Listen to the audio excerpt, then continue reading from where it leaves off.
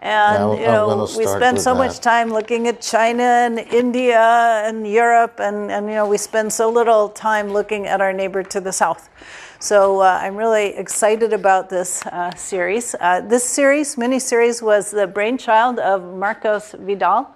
I don't see Marcos, but he's one of our RAs, so he helped us pull all of this together, and so much of what you'll see reflects his interests. But we have interesting talks on hydro, transportation, which we don't actually talk about as much as we should. Also a talk about Brazilian ethanol, and then finally energy finance in Latin America. So I think it's going to be very interesting. And I'm delighted that we're going to be kicking off the first in this with actually someone who went to Stanford. And he got a master's degree, or Master of Science in economics here at Stanford, and also a PhD in environmental engineering. And that was after he got a degree in physics and also a degree in environmental pollution control at Penn State. So he's a very educated person, and I'm sure his ability to span the range of topics that he is going to very much reflect that. So Dr. Alvaro Umaña served as the principal advisor and leader of the Energy and Environment Group for the UN Development Program until 2004, and his international career includes a wide range of experiences in academia, public service, government, and non-governmental organizations. He's the founder and former chairperson of the World Bank Inspection Panel. He also served as the first Energy and Environment Minister of Costa Rica. So it's wonderful to know that Stanford grads are going on and doing such important work. He's currently a senior research fellow at Cartier, working on climate economics and finance, payment for ecosystem services and biodiversity, and RED issues. So we're going to hear about that, and I'm delighted to welcome our speaker, Dr. Umaña. Thank you. Well, it's always a great pleasure to be here among friends, young and older friends. And I'm glad to be here to talk to you about Costa Rica's energy system and its future development. One thing that, before we get into the project, to give you a context, Costa Rica right now has 90% renewable energy in its electrical system, 68% hydro, about 15% geothermal, and about 10 or a little bit over wind. And we are trying to stay above 90% renewables for two main reasons. We don't have any oil or coal. So from the beginning, you know, our energy development has relied on renewables. And the mandate of the national utility was to develop hydropower. And they have done that very well, maybe too well, as you will see here. So what we have is a national electric utility that is not a monopoly, but almost more like Électricité de France, for those who know the European or French system. And they have tried to continue developing along these lines of renewable clean energy. And this is the Diquis Hydroelectric project is the largest project in Central America. 620 megawatts, over 2 billion, closer to $3 billion. The debt of the utility right now, it's $3 billion. So this project would imply doubling the debt if it was financed with debt, okay? This project has been under study for more than 30 years, and it has suffered several changes along the way. The original project was 1,000 megawatts, and it was called Boruca. And you will see, I have a map later that I will show you. This earlier project had a dam using two rivers of the watershed, the two main rivers of the watershed, and a very large reservoir and higher impact on indigenous communities. This is a very important point, that the project is located in an area where there are indigenous reserves, indigenous people's reserves, that are by law, the reserves are defined and they have autonomy over their own reserves. So if there's going to be a Diquis project, the indigenous people are going to have to go along one way or another, okay? If they don't approve the project, there will never be a project there. That's more or less how the social equation works. The reason is that indigenous communities maybe have not been treated very well. Not only in Costa Rica, also in the US, but you know the story. And many of them, for example, one of the small reserves that the project will touch, the indigenous people that live there, the Cabecares, were left without a territory for 19 years. Because one government created the reserve, the next government killed it. Invasion took place by white people, and right now only 3% of the land is in the hands of indigenous people. This is the worst case that we have. But that is one of the communities that the utility has to negotiate with. Presently, the new design of the project changed from using two rivers to using only one river. And it reduced the reservoir by half. And it introduced the idea of a tunnel, 12-kilometer tunnel through the mountains to a power generating station down river, so that this way you could reduce the size of the reservoir by half. And of course have a smaller generating capacity, but still a very large project.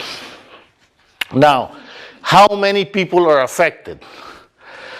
292 families.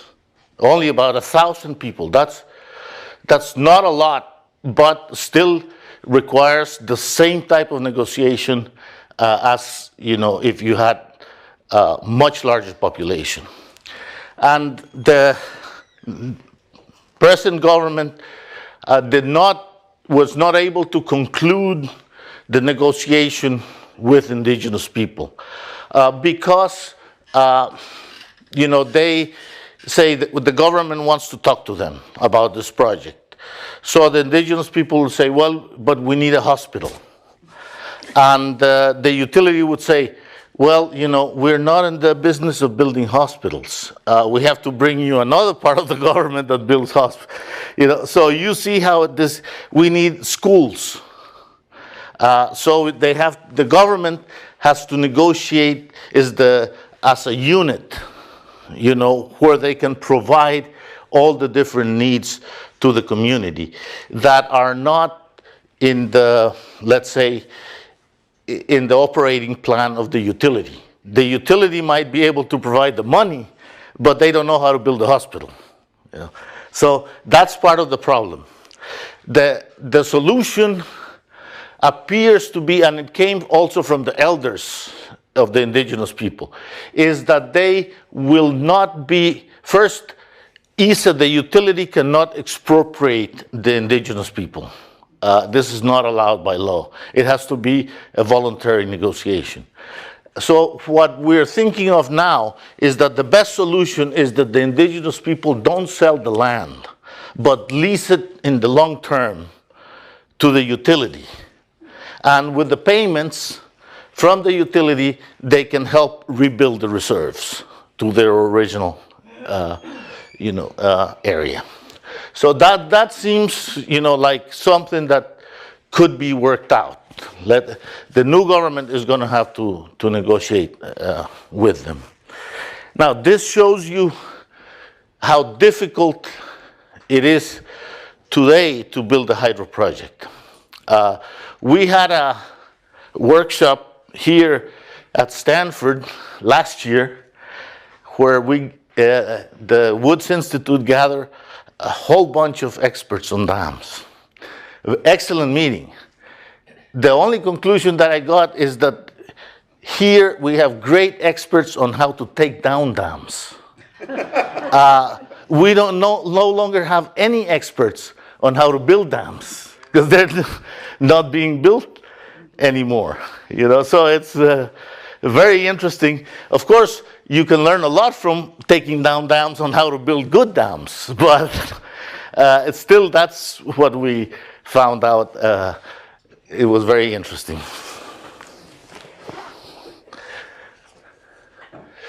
Okay, so the dam is a 172 meter high dam on Rio General and creates a 6,800 hectare reserve. That's 2.5, 16,000 acres, around that. Then it has a 11 kilometer long tunnel that discharges into the river, and then, well, the tunnel is 10 meters in diameter and has a capacity of 260 cubic meters per second. Apparently, the tunnel has a lot less risk, seismic risk, than the dam. Okay, so it's better from a seismic perspective to have a tunnel than a dam, or a higher dam, like it was originally designed. And the level, the reservoir will fluctuate 40 meters. I'll show you a picture of the reservoir and the layout in just a second. The outlet works, the river, or after the power station, there's a 2.5 kilometer channel to reduce the speed and acclimate the temperature so that there will not be a temperature shock on the river. The dam or the reservoir has intakes at different heights so that they can control the temperature at which the water comes in to try to minimize the thermal shock. They are leaving what they call an ecological flow of 20 cubic meters per second so that they don't dry out the river completely. And with that, they generate extra power at the foot of the dam. Only 2 kilometers of river will be dry. And the Rio Cotobruz is 40% of the combined flow when the two rivers join, okay? Basically, what happens is that the power station will put out 200 cubic meters per second, okay? In the wet season, the river may have from 300 to 600 cubic meters per second. So the change is not so significant. During the dry season, the river will have as little as 50 cubic meters per second. So when you're putting 200 cubic meters per second in the dry season, it has a tremendous impact. It changes almost to a permanent winter condition. And the problem is that 10 miles down from the discharge of the river is a Ramsar protected wetland that would be affected by the quality of the water and the river. So that's, in addition to the consideration of indigenous people and how to protect upper watershed, there's also a problem on the discharge of the water into this wetland.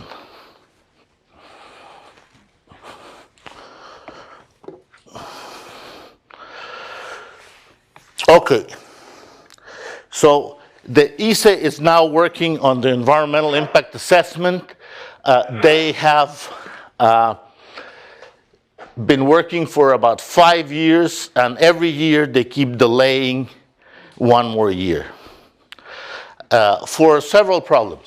Okay, they have to do social and environmental baseline studies in the upper watershed, land use, the problem with the indigenous communities, all that.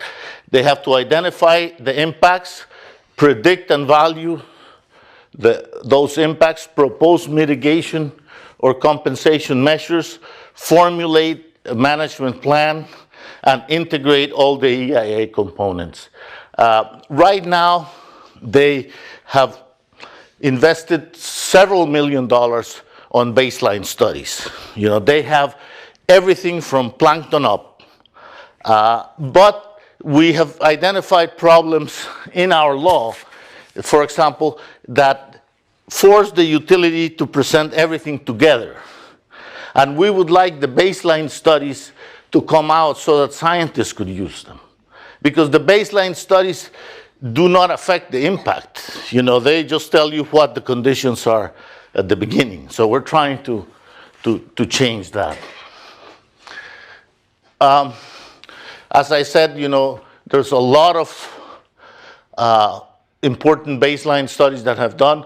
So plankton, primary productivity, fish, reptiles, biocides. We find a chemical, bromacil, in the wetlands that is used in the pineapple growing areas, 100 kilometers upriver. And it's sort of a telltale sign of pollution by the pineapple industry. Pineapple, Costa Rica has quickly become the largest producer of pineapple in the world. We have 84% share of the US market. Okay, and pineapple is very environmentally destructive. There's no soil cover, the soil is bare. The chemicals that they use, a lot of chemicals, and they're polluting a lot of groundwaters in Costa Rica. And it has grown very, very fast. In 10 years, you know, we now have, pineapple is the #1 agricultural export. Al, Yes. is that a fungicide? Yes. Yes. They've developed detailed maps of land use because this is a protected area, a protected wetland, but it has maybe 700-800 families living inside. This is something that we have in Costa Rica that is fairly common, that because not all protected areas are owned by the government. For example, in forest reserves, 80% is privately owned. Okay, so we have that problem there as well, of people living inside protected areas. They cannot get title, but people, they can't be moved out either.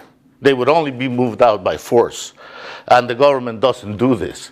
So they're somewhat in limbo, because they use the environment, but they don't own it. You know, so that creates other types of problems. We are trying to work on modeling, especially salinity, sediments, flow regimes, you know, this change in the flow regime. And we will see that ISE is quite flexible. And for example, you know, how could we stop this problem of having a very high flow in the summer?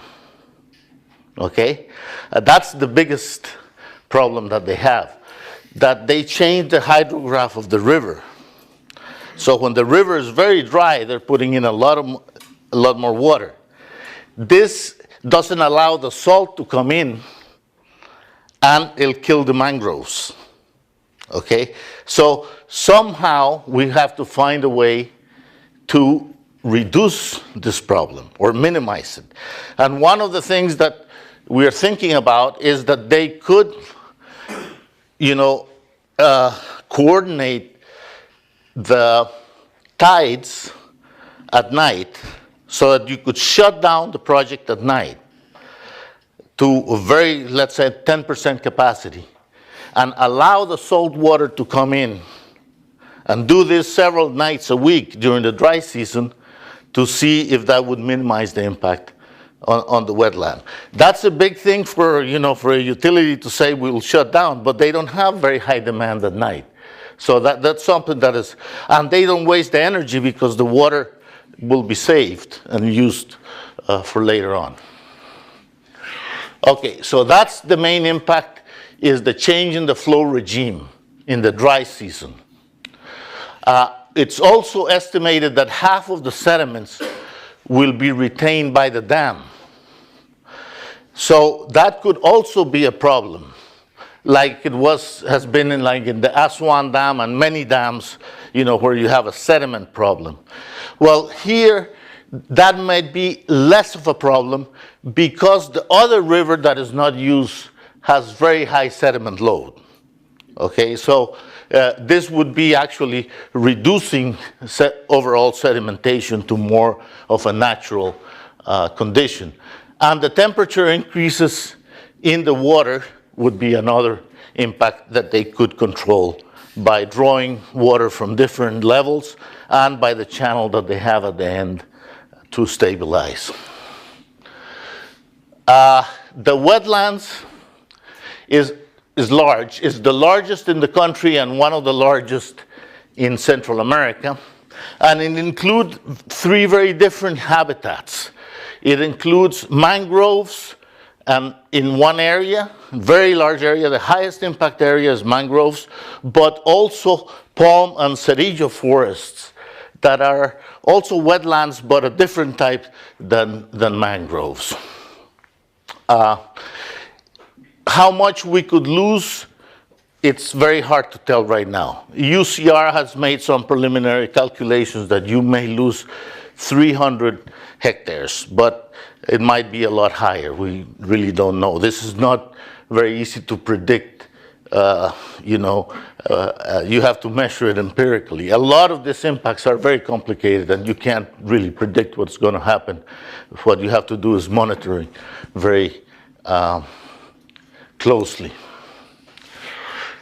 Okay, the population is from 400 to 500 people. Many of them live in fisheries or collecting shellfish.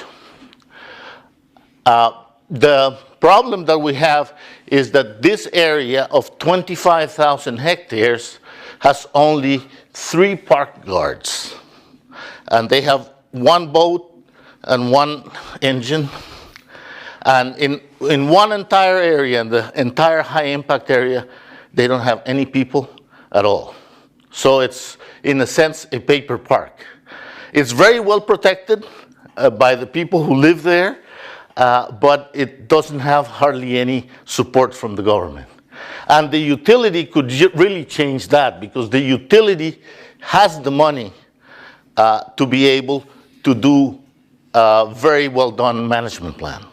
And actually, the utility has proposed that as part of their compensation, that they will become actively involved in the management of the protected area. And we'll see that as a positive step. There are some conservation gaps that need to be taken care of, and there are many threats in this area, the main one being drug trafficking. This is another complication of this project. The US has very effectively taken drug traffickers out of the sea, but they have pushed them into land.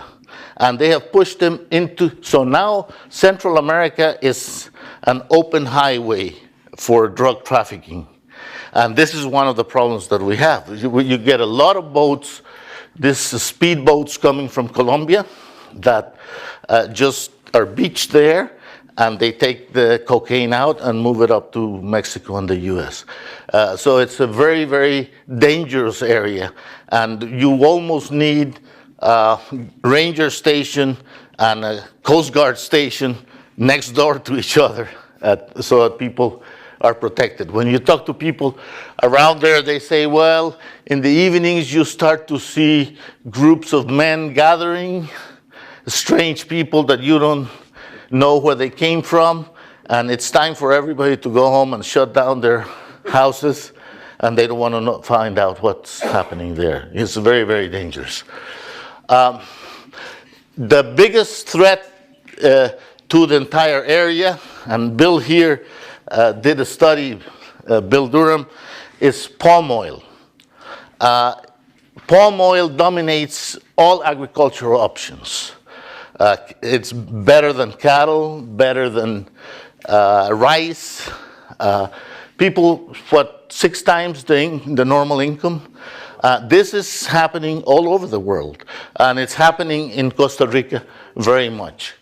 So we need to find a way to do palm oil in a more environmentally sound way, and we're trying to do that with the Inogo project, another Woods Institute project working in the Osa Peninsula.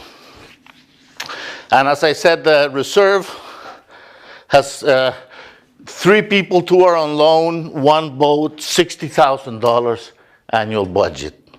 That it's, you know, ridiculous, but that's the condition on the ground. There's been a Controller General report on the wetlands, and the Controller General says that the government is not fulfilling its role, and that it has to do this right away. So this is an additional pressure on the government to, you know, to clean up its act and start providing adequate protection to the wetlands that are Ramsar sites. So we have an international duty under this convention to do a good job. Okay, so as I was telling you, the water in the rivers, the flow ranges from 45 to 400 or 600 cubic meters per second. Actually, during the Alma storm, this river was measured at over 12,000 cubic meters per second. So that's 300 times low flow. Okay? So the amount of water that can come through there is incredible. And the projects, of course, have to take that into account. But as I told you, the critical issue for us is the dry season. Okay? Because the seasonality of flows would be changed, but the one river is not affected. So that is better than when you use both rivers at the same time. And macro events like hurricanes are critical for sediment loads, for what I told you. If you can imagine the sediment load of a river when it's at 12,000 cubic meters per second and carrying, you know, it's the amount of sediment that it carries there. And it was actually a fisherman who told us this. A fisherman who's been there 30 years. He says, this lagoons, where we are right now, it used to be 15 meters deep. Now we can only navigate in high tide. And I asked him, what happened? He says, the hurricanes. It started with Juana in the 70s and Mitch and this. And this is something that we really have to take into consideration, you know, that the sediment loads during these extreme weather events are really what is dominating the systems today. And then the potential ecological impacts on productivity of the mangroves needs to be monitored. You know, one of the big things that has taken place in Costa Rica in this area is a big whale watching industry. That is all, maybe, 5,000, 10,000 people are living from whale watching now. The whales from California come all the way down to breed there, from Chile all the way up.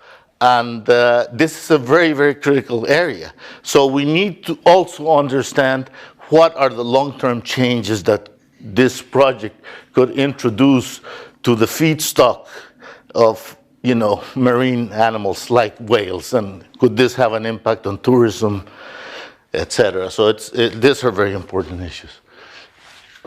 The impact of the sediments is uncertain.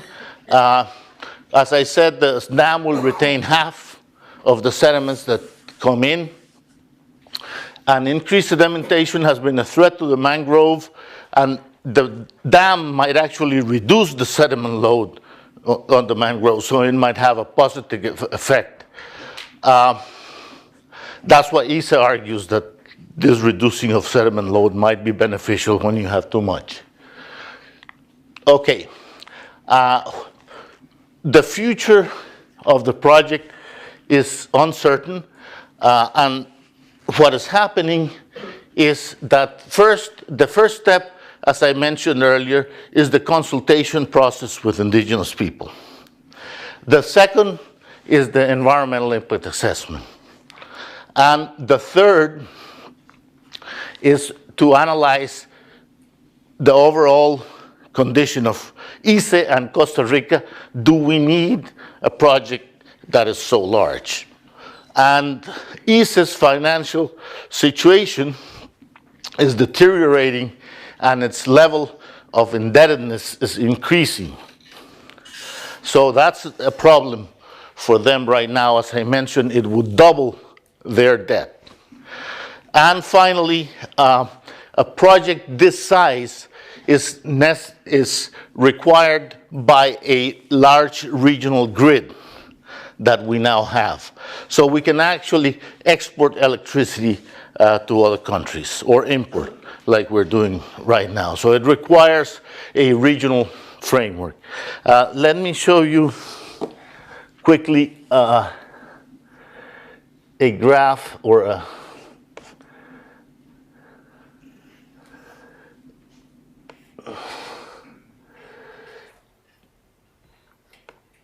this is how it looks on the ground. Here, this starfish that you see there, that's the reservoir in light blue. Here would be the water intake, and this would be the 11-mile tunnel, 11-kilometer tunnel, where the power generating station is. This would be the 2 kilometers to the discharge point in the river, and this is 10 miles down is the wetland.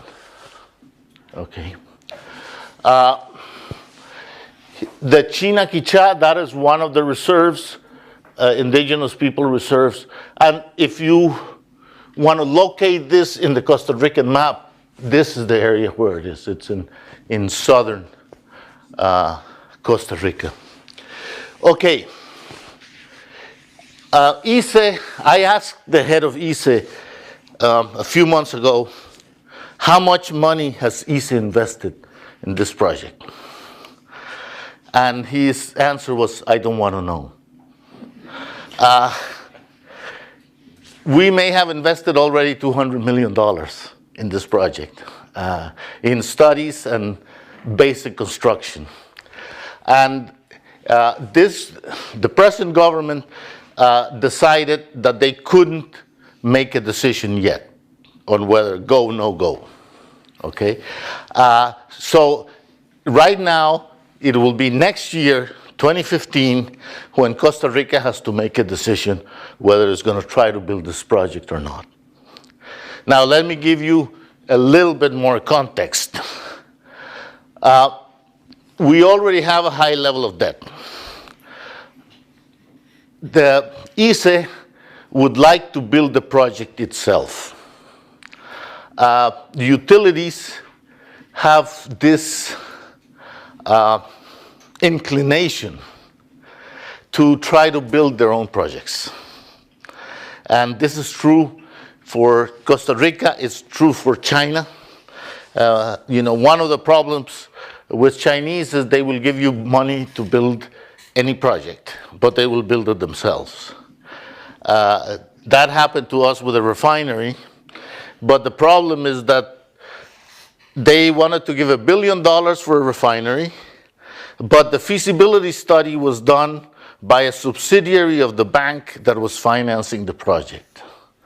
And that is not allowed in Costa Rican law, But this is the problems that we're going to have to deal with.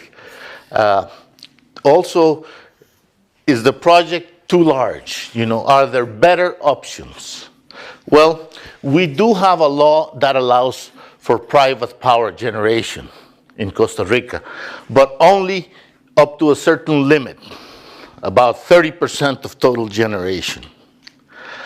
And the reason for that is because all throughout Latin America, utilities were privatized during the 70s, 80s, and 90s.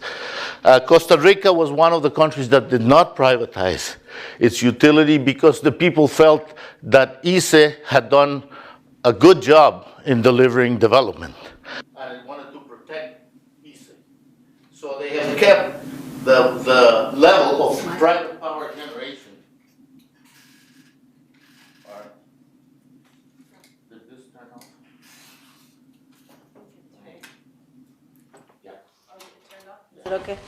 It's okay. So the level of private power generation is under check. Last year, ICE had a bid. It opened a public bidding for 150 megawatts of renewable energy. It got offers from the private sector for 300 megawatts, mostly wind projects, at 9 cents per kilowatt, which is a very, very competitive and attractive price. All the new projects that ICE has built, the last 3 projects, have cost $5,000 per kilowatt of installed capacity. When traditionally hydro used to be between 2,000 and 3,000. And the reason why these projects have cost so much may have something to do with climate change, because the 3 projects have been flooded during the construction stage. Okay, and the last one, when they were, deviating the river to build the power station, high flow water came and destroyed the whole thing. $30 million worth of damage just in earth moving equipment. So this is a problem, that the new projects, the new hydro projects, are expensive. The country and the utility have a high level of debt. And why would they want to build a project this size when you could have the private sector build small projects and you don't have to make any investment? So this is part of the debate that is going on in Costa Rica right now. I don't know, I would like to stop here and open so that you can ask questions and give us good advice as to what we should do. Okay, all right, great.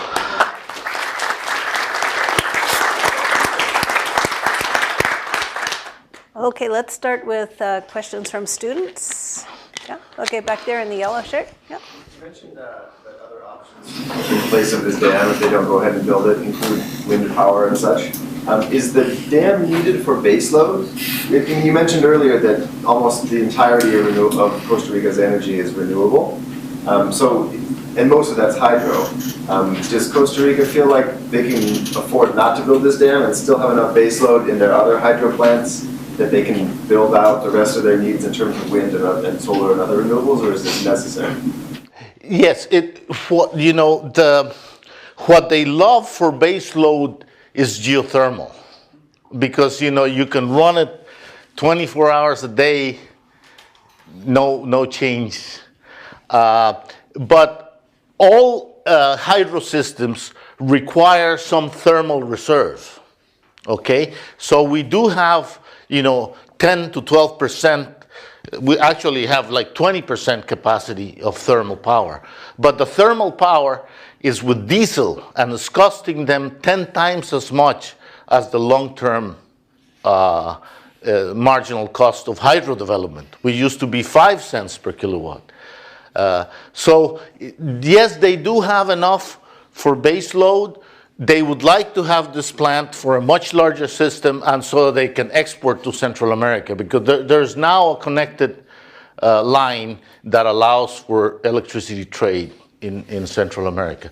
But the question is, could you do 300 megawatts of wind power or small hydropower? Yes, you can. And you could do it more with the private sector and less investment with the government.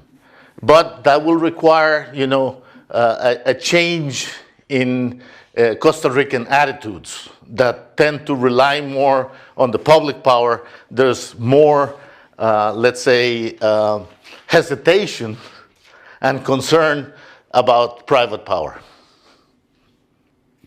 Whether that's right or not, it's sort of a historical accident. Okay, another one. Yeah, back there. I kind of agree with the sentiment of your closing questions about why now with the increased debt. It sounds like it'll be a 7% increase, 7% GDP increase in the government's debt for this project. And it also sounds like Costa Rica is already a power exporter, so it's more of a business. We're normally a power exporter except in the dry season. Okay. Right now, we're importing 8 to 9% from Central America, because it's cheaper to import from Central America to run our own thermal power plants. Okay, that kind of takes some of the wind out of my question. It just seems like a huge project that's going to be on the Costa Rican taxpayer that might not be really needed for future development, but maybe that's poorly formed. Yeah, if there is an alternative, why would you want to build such a large project? Or why would you want to build it right now? Well, utilities have a different rationale. As you know, in California, you've dealt with PG&E for many years. And they would like to build this project because it's their project. They've developed it with their own engineers. They have already invested quite a bit in construction. The government, with a different optic, is saying to them, you need an equity partner, because your level of indebtedness does not allow you to take on more debt.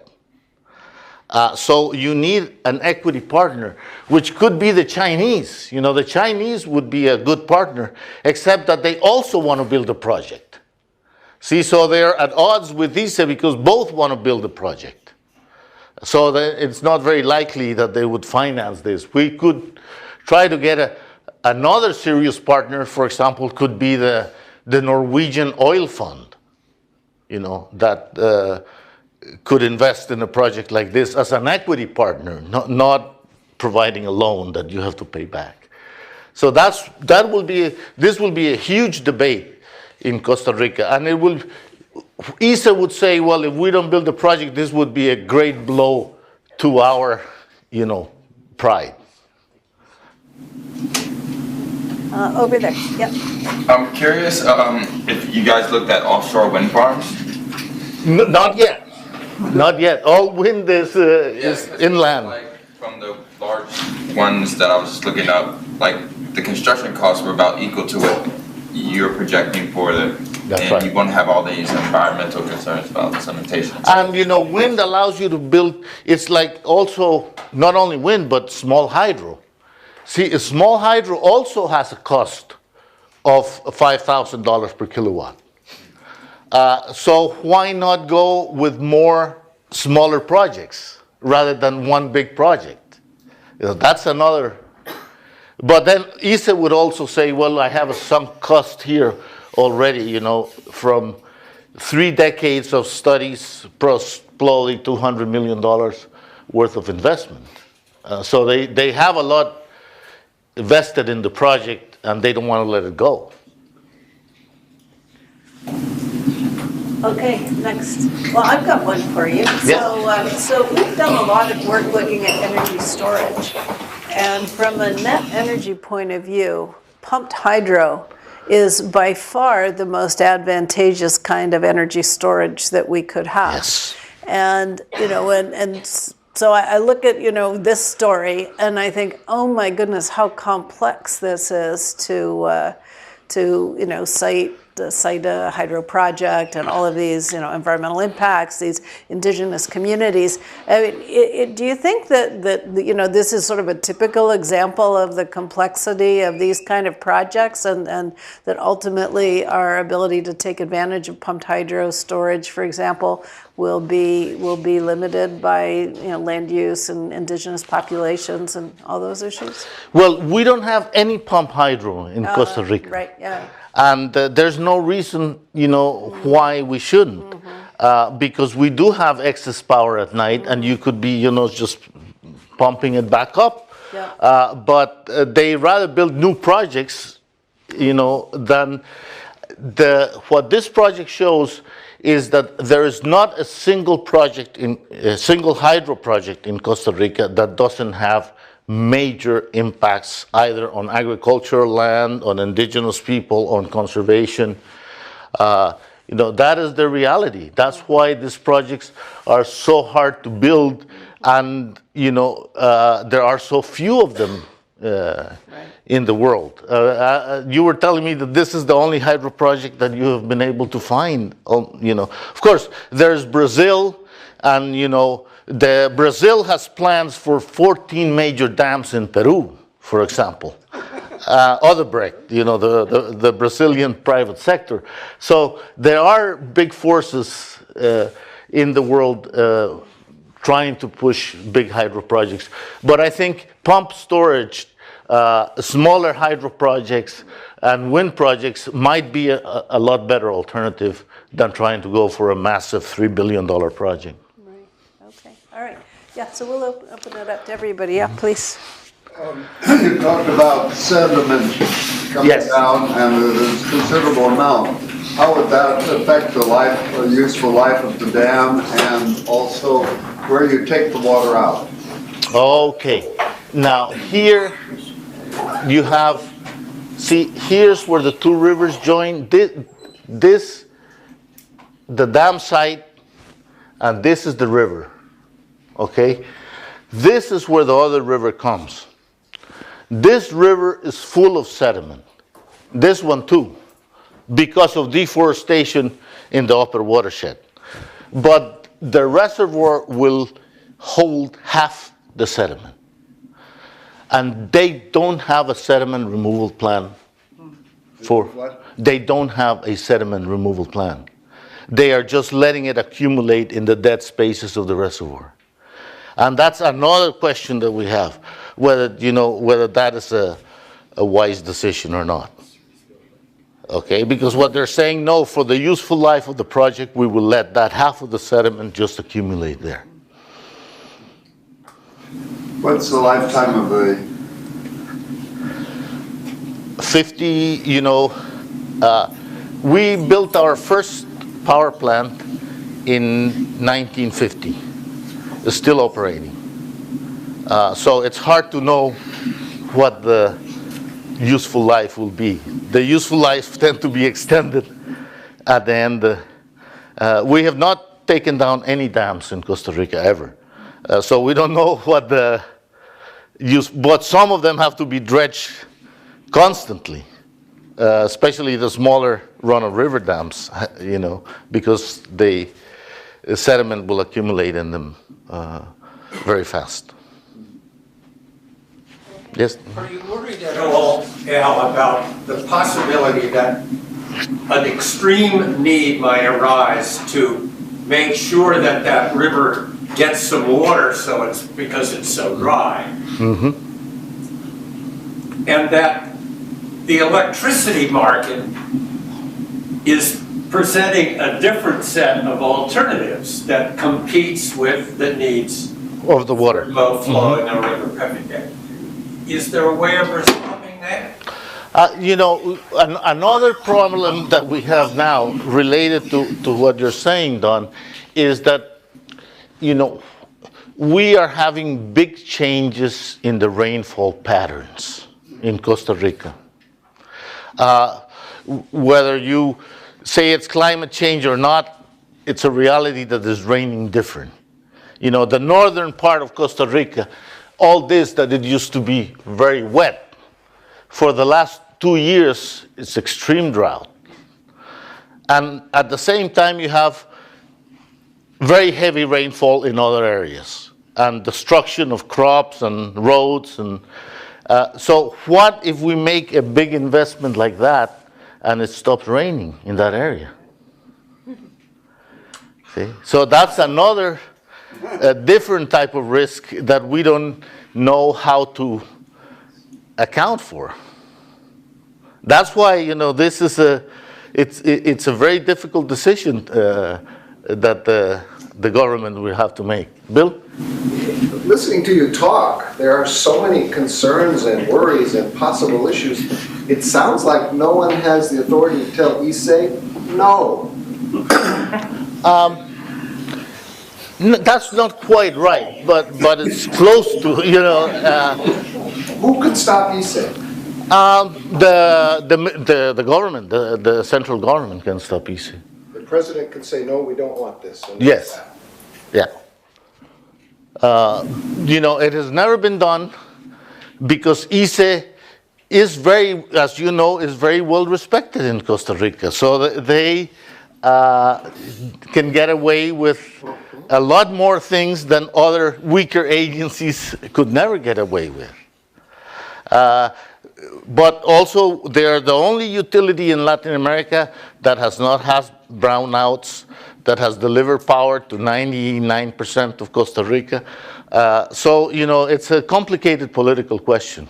And the last thing is the new head of ICE, you know, just this past week, the first thing that they asked him after he was named is, are we going to build Diquis? And he said, Diquis is essential to our plans. Okay? So, you know, they're still holding on to it. You know, if I had to bet, I think what will dominate the decision from now on will be, first, the indigenous people and social considerations. If they don't make that, it's dead on the water. Everybody will accept that.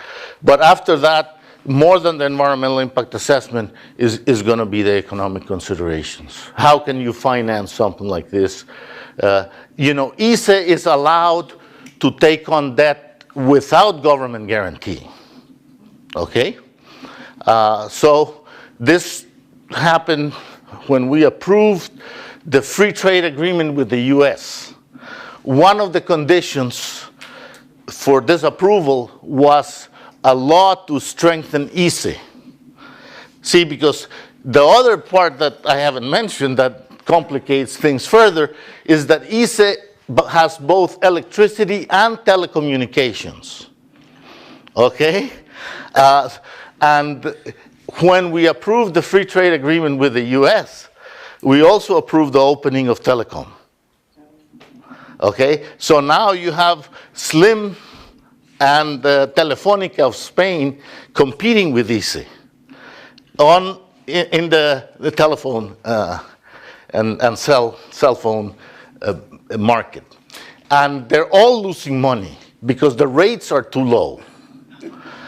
So ICE used to finance, you know, from telephones, they could, especially international calls, they could finance part of the deficit in the electrical sector.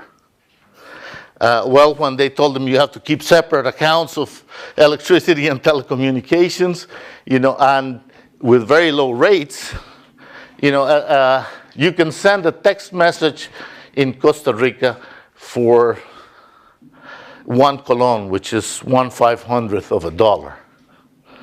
Okay, and now they raised the rates to 3 colones, you know, but it's still a ridiculously low price.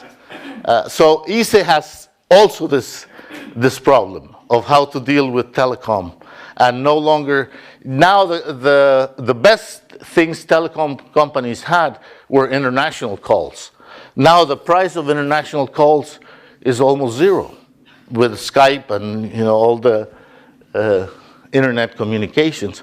So that's another complicating factor. So we will see, but I am very, very unsure that the government will be able to find either a big equity partner that will come in and put $1 billion, or be able to finance it with debt. Costa Rica, we now don't owe hardly any money to other countries. All the debt is to the bondholders. Okay, the last emission, the last issues of debt that we had were at 4.25%. Last year it went to 5.6%. The debt that we put in the markets last month was at 7%. Okay, so once you have to start to pay more and more and more for debt, that starts to foreclose that option. So this is, what it takes to build a new project there. And next year, I can come back and tell you more or less where it's going. It wouldn't be online until 2021 to 2022 anyway. We're talking a decision that is 5-6 years away. Do we have one more question? Mm-hmm. So given that, well, you just added one, the cost of debt is rising. The costs of the project have escalated over time. Is the economic case still there? Like, is the levelized cost of energy from this dam going to be less than the cost of importing power, or be able to compete in these international markets where you're going to be exporting power? Or is this going to be just investment that sits on ISA's balance sheet that isn't actually going to be repaid by the savings in cost? Well, it's a hard question to answer if you don't know exactly how much the project is going to cost. Right. Because what they've been saying is the project will cost $2 billion, but they end up costing $3 billion, 50% more. So all the economic analysis changes, and you don't know how much it's going to cost you until you actually do it, because you do have a lot of contingencies, climate, otherwise, rainfall, many things that can. So that is the problem. Is there a sense of what the break-even project cost would be, and the likelihood of exceeding that? Yes, this project would definitely cost more than 10 cents a kilowatt. Yeah. The long-run marginal cost in the past for Costa Rica was 5 cents a kilowatt. So all the new projects are costing twice as much as the old projects. And what's the cost of imported power? The cost of imported power now is like less than 10 cents. So, yeah. The problem is that you don't have all that much power to import. Because all the Central American countries are dry at the same time. So you need, for example, to have much more. Yeah, all the Pacific is dry, So they are actually generating thermal power to export.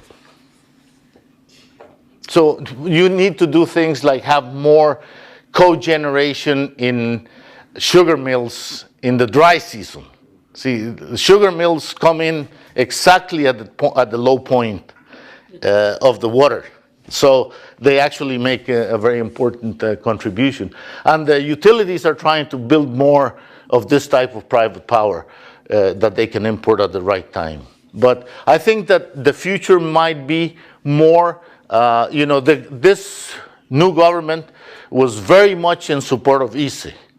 But the industrial sector is telling them we cannot deal with such high power costs. And the only way to reduce the cost of power is to go to the private sector. and have them invest in smaller wind and hydro projects. And that might be the way that they're forced to go in the end. All right, well, we have an Energy Social, the Center for Latin American Studies, that's sponsoring that. So I think we can continue the conversation outside. So thank you very much. That was fascinating. Thank you.